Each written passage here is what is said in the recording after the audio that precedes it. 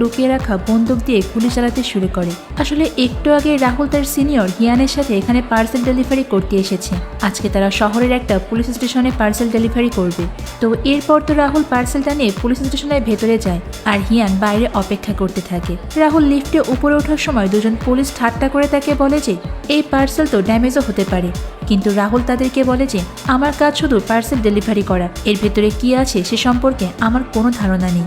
তো এরপর রাহুল পার্সেল নিয়ে 4 তলায় চলে যায় আর এখানেই মূলত এমন একজন সাক্ষীকে রাখা হয়েছিল যার সাক্ষীর জন্য অনেক বড় একজন গ্যাংস্টারের সাজা হবে। আর এই সাক্ষীকে পাহারা দেওয়ার জন্য এখানে পুলিশও রাখা আছে। কিন্তু হঠাৎ করে সেখানে রাহুলকে দেখে কয়েকজন পুলিশ তাকে আটকায় আর বলে যে এটা রেজিস্টার্ড এরিয়া, তুমি এখানে কেন এসেছো?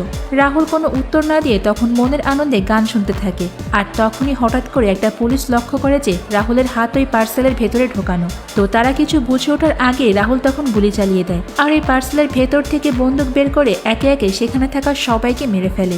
এরপর সে ওই সাক্ষীর কাছে গিয়ে তাকেও হত্যা করে ফেলে। তারা মূলত এখানে এসেছিল ওই সাক্ষীকে মারার জন্যই, আর এটাই ছিল তাদের আজকের মিশন। এরপর মিশন শেষ করে রাহুল হিয়ানকে ফোন দিতে বাইরে বের হয় আর ঠিক তখনই পেছন থেকে কেউ একজন তাকে আঘাত করে নিচে ফেলে দেয়। রাহুল তখন দেখতে পায় তাকে আঘাত করা লোকটা আর কেউ নয়, বরং তার সাথে আসা হিয়ান। আহত অবস্থায় সে হিয়ানকে জিজ্ঞাসা করে যে তুমি আমাকে এখন মেরে ফেলবে? উত্তরে হিয়ান বলে যে হ্যাঁ, মিশন শেষ হতেই তোমাকে মেরে ফেলার অর্ডার দেওয়া হয়েছে, কারণ তুমি অল্প কয়েকদিনে এই কোম্পানির ব্যাপারে অনেক কিছু জেনে গিয়েছো। আসলে আমি কেবলমাত্র অর্ডার ফলো করছি, তাই আমার হাতে এখন আর কিছুই করার নেই। মারা যাওয়ার আগে রাহুল হিয়ানকে তার একটা শেষ ইচ্ছা পূরণ করতে বলে। সে বলে যে আমার জমানো কিছু টাকা পয়সা আছে, সেগুলো তুমি আমার মায়ের কাছে দিও। তো হিয়ান এবার তার কাজ শেষ করে বাইরে বেরিয়ে আসে।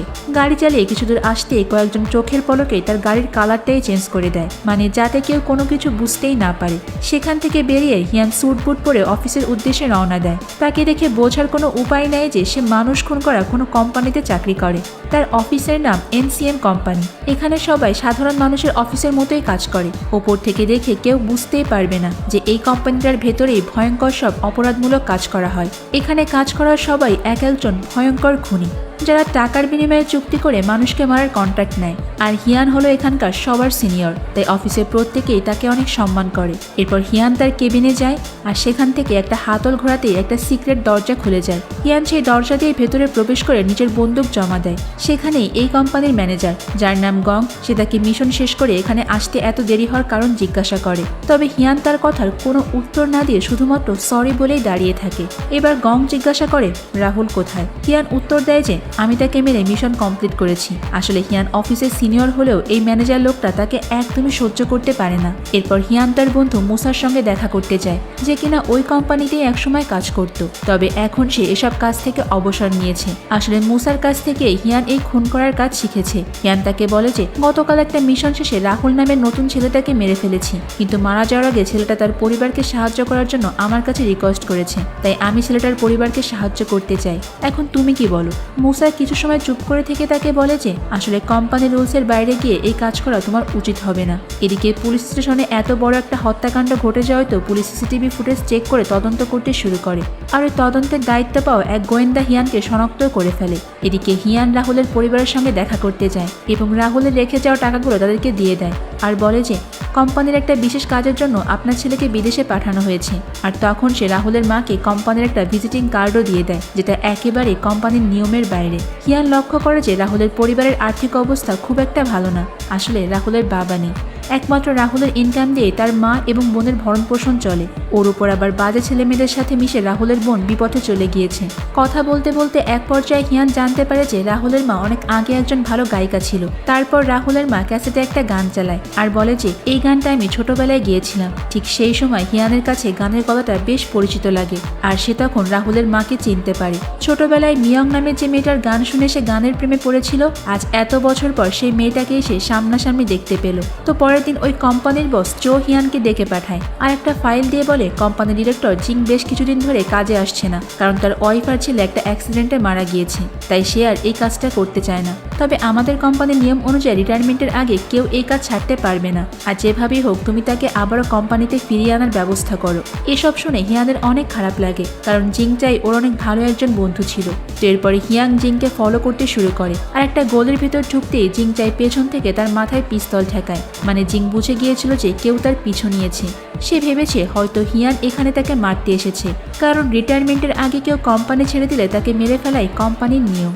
তখন হিয়ান তাকে বলে, আমি তোমাকে মারতে আসিনি, বরং কোম্পানি চাই তুমি আবারও কাজে জয়েন করো। কিন্তু জিং চাই তার কথা বিশ্বাস করে না, আর পিস্তল দিয়ে সে হিয়াংয়ের মাথায় আঘাত করে তাকে সেখান থেকে পালিয়ে যায়। পরের দিন হিয়ান একটা জায়গায় যায় এবং সেখানে তার সঙ্গে রাহুলকে দেখা যায়। অর্থাৎ ওই দিন সে রাহুলকে মারেনি, বরং তাকে একটা দোকানের ভিতর লুকিয়ে রেখেছে। কিন্তু রাহুল তাকে জিজ্ঞাসা করে যে, তুমি সেদিন আমাকে মেরে না ফেলে এখানে লুকিয়ে রেখেছিলে কেন?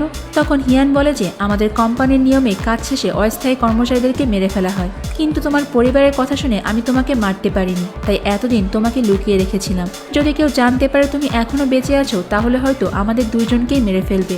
তো এরপর রাহুল এবং তার পরিবারকে সাথে নিয়ে হিয়ান সেই দিন রাতেই বাইরে ডিনার করতে যায়, আর সবাই অনেক ভালো একটা সময় কাটায়। কিন্তু রাহুলের পরিবার তো জানে না যে সে এতদিন কোথায় ছিল। এদিকে হিয়ান তো ছোটবেলার ক্রাশ মিয়ংয়ের সাথে আলাদা সময় কাটায়। মিয়ংয়েরও হিয়নকে বেশ ভালোই লাগছে। তাদের কথাবার্তার এক পর্যায়ে হঠাৎ করে হিয়ানের কাছে অফিস থেকে কল আসে, আর তাকে বলে যে জিং আমাদের কথা অমান্য করেছে, তাই তাকে মেরে ফেলার অর্ডার এসেছে। যেহেতু জিং হিয়ানের ভালো বন্ধু, তবুও তাকে বাধ্য হয়ে এই অর্ডারটাই ফলো করতে হয়। তাই হিয়ান তখনই জিং চাইয়ের বাসায় চলে যায়। জিং চাই তাকে দেখে বুঝে যায় তাকে উপরে পাঠানোর আদেশ দেওয়া হয়েছে, তাই সে নিজেকে বাঁচানোর সবটুকু চেষ্টা করে। কিন্তু এক পর্যায়ে হিয়ান তাকে কাবু করে ফেলে। মাথায় বন্দুক ঠেকিয়ে হিয়ান তাকে বলে যে, তুমি চাইলে এখান থেকে পালাতে পারতে। জবাবে জিং চাই বলে, এমনিতেই আমার বেঁচে থাকার আর কিছুই অবশিষ্ট নেই, তার চেয়ে তুমি আমাকে মেরেই ফেলো। হিয়ান তখন গুলি চালায় এবং তার মিশন শেষ করে সেখান থেকে চলে আসে। পরের দিন কোম্পানির সবাই মিলে এক জায়গায় বসে পার্টি করে। আসলে এটা ছিল হিয়ানের প্রমোশনের পার্টি। এতগুলো সফল মিশন শেষ করার কারণে তাকে এখন কোম্পানি ডিরেক্টর বানিয়ে দেওয়া হয়েছে। তবে হিয়ানকে দেখে স্পষ্ট বোঝা যাচ্ছে সেই প্রমোশন পেয়ে মোটেও খুশি নয়। মানে এই কোম্পানির কাজ তার খুব একটা পছন্দ না। তো পরের দিন হিয়ং মিয়ংয়ের সাথে বাইরে একটা কফি শপে দেখা করে। তখন সেই ক্যাফের মালিকের কাছ থেকে তারা জানতে পারে যে ক্যাফেটা সে বিক্রি করে দেবে। তখন মিয়ং তাকে জানায় যে তারও খুব ইচ্ছা হয় একটা ক্যাফে খুলবে, কিন্তু টাকার অভাবে সেটা করা সম্ভব হচ্ছে না। তখন হিয়ান তাকে বলে যে, আমি ছোটবেলা থেকেই তোমার গান শুনতাম এবং তখন থেকেই তোমার উপর ক্রাশ খেয়ে বসে আছি। কথাটা শুনেই তো মিয়ং একটু মুচকি হাসে। তো এভাবেই তাদের দুজনের বেশ ভালো একটা সময় কাটে। তারপর ঘুরে ফিরে সন্ধ্যার দিকে যখন তারা বাসায় ফিরছিল, তখন রাস্তার মধ্যে সে গোয়েন্দা হিয়ানকে দেখে চিনতে পারে, আর তার কাছে এসে বলে যে, তুমি কোথায় কাজ করো? তখন মিয়ং বিরক্ত হয়ে সে গোয়েন্দাকে হিয়ানের কোম্পানির কার্ডটা দিয়ে বলে, দেখো সে কত ভালো একটা জায়গায় কাজ করে, শুধু শুধু তাকে সন্দেহ করা বন্ধ করো। এটা বলেই তারা সেখান থেকে চলে যায়। তো পরের দিন অফিসে যেতেই হিয়ান দেখে যে সেখানে জিংকে কিডন্যাপ করে আনা হয়েছে। অর্থাৎ সেদিন হিয়ান জিংকেও মারেনি। এতে কোম্পানির বস হিয়ানের উপর তো অনেক রেগে যায় এবং বলে যে, অসম্পূর্ণ কাজটা তাহলে এবার তুমিই শেষ করো, অর্থাৎ জিংকে মেরে ফেলো। মারার আগে জিং সবাইকে বলে যে এই কোম্পানিতে একটা পাগলা গারদ, মানুষ মারা কিভাবে কোনো কাজ হতে পারে। এইসব শুনেই ম্যানেজার জং পেছন থেকে জিং চার গলায় ফাঁস দিয়ে তাকে সেখানেই মেরে ফেলে। এরপর দেখা যায় মিয়ংয়ের দেয়া সেই কার্ডের ঠিকানা দেখে সে গোয়েন্দা তার দলবল নিয়ে হিয়ানের অফিসে চলে আসে। কিন্তু তারা অফিসে এসে সন্দেহজনক তেমন কিছুই খুঁজে পায় না। তাদের কাছে সবকিছু একদম স্বাভাবিকই লাগে, তাই তারা অফিস থেকে চলে যায়। আসলে এই অফিসের প্রত্যেকটা কর্মচারী এক একজন ভয়ঙ্কর খুনি হলেও অফিসে ছদ্মবেশে থাকার কারণে কেউ তাদেরকে কোনো প্রকার সন্দেহ করতে পারে না। মানে সবাই তো পুরো ভদ্রলোকের মতোই থাকে আর কি। এদিকে হিয়ানকে সন্দেহ করে অফিসে পুলিশ আসার কারণে জং তাকে গালিগালাজ করে আর কিল ঘুষিয়ে মারতে থাকে। সে বলে যে, পুলিশে কেন তুমি অফিসের কার্ড দিয়েছো? হিয়ান তখন তার কথার কোনো উত্তর না দিতে পেরে তো সরি বলে চুপচাপ দাঁড়িয়ে থাকে আর সবকিছু মুখ বুঝে সহ্য করে। আসলে জং যদি ম্যানেজার না হতো, তাহলে হিয়ান হয়তোবা তাকে এখানেই 12টা বাজিয়ে দিত। এরপরে হিয়ান একদিন মিয়ংকে ডিনারে আমন্ত্রণ জানায়, আর কথা বলার ফাঁকে সে মিয়ংকে বলে, আমি ওই কফি শপটা তোমাকে খুব দ্রুতই কিনে দেব। সে আরও বলে যে, ছোটবেলা থেকেই তোমার গান শুনে তোমার প্রেমে পড়েছি, তাই জীবনের বাকি সময়টা তোমার সাথেই কাটাতে চাই। হিয়ানের মুখে এই কথা শুনে তো মিয়ং অনেক খুশি হয়, কারণ এই কয়দিনে সেও হিয়ানকে ভালোবেসে ফেলেছে। তাই হিয়ান সিদ্ধান্ত নেয় মিয়ংকে বিয়ে করে তার সাথে বসবাস করবে, আর এই জন্যই সে ওই মানুষ মারার কোম্পানির কাজ ছেড়ে দিবে। এরপর একদিন তারা মিয়ংয়ের জন্যই সে ক্যাফে কিনতে যায়, আর সেই সময় কেউ একজন তাদের ছবি তুলে বসকে পাঠিয়ে দেয়। রাহুলের মায়ের সাথে হিয়ানকে দেখে তো কোম্পানির বস রেগে যায়। তাছাড়া হিয়ান যে রাহুলকে হত্যা করেনি এই বিষয়টাও বস জেনে যায়। বস তো হিয়ানের এই কাজ কোনোভাবে মেনে নিতে পারে না, আর তখনই সে হিয়ানকে হত্যা করতে দলের অন্য লোকদেরকে নির্দেশ দেয়। তো এরপর তুই অফিসের দুজন কর্মচারী হিয়ানকে অন্য একটা মিশনের কথা বলে কোথাও নিয়ে যেতে লাগে। তবে তাদের হাফ ভাব দেখে হিয়ান বুঝে যায় যে এই মিশনের আসল টার্গেট সে নিজেই। আর ঠিক তখনই সামনে বসে থাকা ছেলেটা তার উপর হামলা করে। প্রথমে তো হিয়ান তাদেরকে মারতে চায় না এবং বলে যে তোমরা এখান থেকে চলে যাও, কিন্তু তারা হিয়ানের কথা শোনে না। তাই বাধ্য হয়ে হিয়ান ছেলেটাকে মেরে ফেলে। এখন শুধুমাত্র তাদের সঙ্গে থাকা মেয়েটাই বেঁচে আছে। মেয়েটা তাকে বলে যে তোমার ব্যাপারে কোম্পানির সব তথ্য জেনে গিয়েছি। জবাবে হিয়ান বলে তুমি চাইলে তোমার প্রাণ নিয়ে এখান থেকে পালিয়ে যেতে পারো, কিন্তু মেয়েটা কোনো কথা শোনে না এবং হিয়ানের উপর আক্রমণ করে। আর তাদের দুজনের মারামারির মধ্যে হঠাৎ করে গাড়ি এসে মেয়েটাকে ধাক্কা দেয়। এদিকে বস যেহেতু হিয়ানকে হত্যার জন্য লোক পাঠিয়েছে, তাই সে বুঝতে পারে রাহুলের পরিবারও এখন নিরাপদে নেই। তাই সে রাহুলকে ফোন করে আর সবাইকে নিয়ে তার কাছে আসতে বলে। এরপর তারা সবাই মিলে তো হিয়ানের বন্ধু মুসার বাড়িতে যায়, কারণ সে জানতো মুসাই তার একমাত্র বিশ্বস্ত বন্ধু। আর এই খারাপ সময় তাকে সাহায্য করার মতো কেউ থাকলে সে একমাত্র মুসা হিয়ানকে বলে যে তুমি তো জানো আমাদের কোম্পানি কতটা নিষ্ঠুর, তাই কোম্পানির রুলসের বাইরে গিয়ে কোনো কাজ করা তোমার উচিত হয়নি, আর এতে করে তো তোমার নিজের জীবনের ঝুঁকিও বেড়ে গেল। তারপর হিয়ান রাহুলের পরিবারকে তার আসল পরিচয় জানায়। সে কোথায় চাকরি করে, কি কাজ করে, এই সব কিছু খুলে বলে। আর এটাও বলে যে রাহুল কোথায় কাজ করত আর এতদিনই বা সে কোথায় ছিল। এসব কথা জানতে পেরে তো মিয়ং খুবই কষ্ট পায় আর হিয়ানের উপরও ভীষণ রেগে যায়। তো পরের দিন হিয়ান তার বাসায় যায়, কারণ বাসার বেসমেন্টে সে তার সকল টাকা পয়সা লুকিয়ে রেখেছিল। সেখানে সে কোম্পানির অনেক মানুষকে দেখে যারা তাকে মারতে এসেছিল। হিয়ান তাদের চোখ ফাঁকি দিয়ে তার সব টাকা পয়সা নিয়ে আবারও মুসার বাড়িতে ফিরে আসে। আর আসার পথে সে তার বসকে ফোন করে জানায় যে সে আর কোম্পানিতে কাজ করবে না। এরপর মুসার বাড়িতে এসে সে কোম্পানির লোকেদেরকে দেখতে পায় আর ভাবতে থাকে যে ওই কোম্পানির লোকেরা আবার রাহুলের পরিবারের কোনো ক্ষতি করবে না তো। এসব ভাবতে ভাবতে সে মুসার ঘরে পৌঁছায়, কিন্তু মুসার ঘরে সে এমন কিছু দেখতে পায় যা দেখে সে নিজের চোখকে বিশ্বাস করতে পারছিল না। সে দেখে যে কোম্পানির লোকেরা রাহুলের পরিবারের সকলকে গান পয়েন্টে রেখেছে। আর হিয়ান তখন বুঝতে পারে যে বন্ধুত্বের মুখোশের আড়ালে মুসাই তার সঙ্গে বেইমানিটা করেছে। মূলত মুসা কোম্পানির লোকদেরকে ডেকে এনে রাহুলের পরিবারকে জিম্মি করে রেখেছে এবং সে এসব করেছে শুধুমাত্র টাকার জন্য। এদিকে হিয়ান তার সব থেকে বিশ্বস্ত বন্ধুর এমন জঘন্য রূপ দেখে তো একেবারে পাথর হয়ে যায় আর মুসাকে অনুরোধ করতে থাকে যেন রাহুলের পরিবারকে সে ছেড়ে দেয়, কিন্তু মুসা তার কোনো কথাই শোনে না। উল্টো বন্দুক নিয়ে তাকে আঘাত করে মাটিতে ফেলে দেয়। আর মুসা যখন তাদের উপর গুলি চালাতে যাবে, ঠিক তখনই কিছু বুঝে ওঠার আগেই হিয়ান কোম্পানির লোকজন আর মুসার উপর হামলে পড়ে। তখন মুসাও গুলি ছোড়া শুরু করে আর গোলাগুলির এক পর্যায়ে তো মুসার ছোড়া একটা গুলি মিয়ংয়ের বুকে লাগে। আর এটা দেখে তো হিয়ান গুলি করে মুসার বুকটা পুরো ঝাঁঝরা করে দেয়। এদিকে গুলির আঘাতে মিয়ং তো সেখানেই মারা যায়। মিয়ংয়ের মৃত্যুতে হিয়ান খুবই কষ্ট পায় আর তখনই তার মাথায় জেদ চাপে যে সে এনসিয়ান কোম্পানিকে একেবারে শেষ করে দেবে। তো পরের দিনে তো সে বুলেট প্রুফ জ্যাকেট পরে কোম্পানির দিকে রওনা হয়। এরপর হাতে করে বড় একটা বন্দুক নিয়ে হিয়ান সেই কোম্পানিতে প্রবেশ করে আর রিসিপশনিস্টের কাছে জানতে চায় ম্যানেজার কোথায়, কিন্তু সে কোনো উত্তর দেয় না। তখন হিয়ান সোজা হাঁটতে শুরু করে, কিন্তু পেছন থেকে সে রিসিপশনিস্ট মহিলা হিয়ানের দিকে বন্দুক তাক করতেই হিয়ান ইশারায় তাকে বন্দুক নামাতে বলে, কিন্তু সেই মহিলা হিয়ানের কথা না শুনে তার দিকে গুলি চালায়। কিন্তু হিয়ান তখন পাল্টা গুলি করে তাকে সেখানেই মেরে ফেলে।